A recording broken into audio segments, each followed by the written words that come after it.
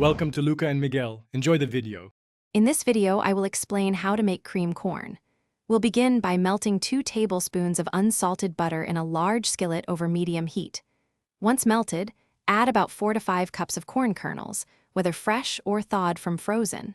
Sauté the corn for approximately 5 minutes, stirring occasionally. This initial step helps to bring out the corn's natural sweetness and develops a deeper flavor for our creamy dish. Next, we'll build the rich, creamy base. Pour in 1 cup of whole milk and 3/4 of a cup of heavy cream.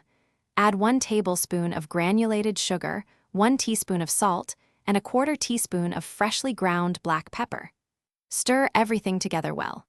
Bring this mixture to a gentle simmer over medium-low heat, letting the ingredients warm through and the flavors begin to combine beautifully. Now, let's achieve that signature creamy texture.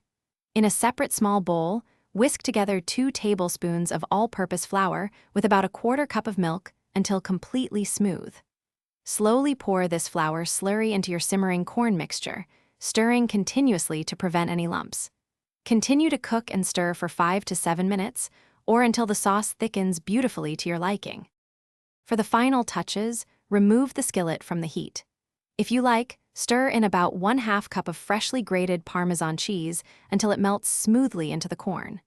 Give it a taste and adjust the seasonings, adding a little more salt or pepper if needed to suit your preference.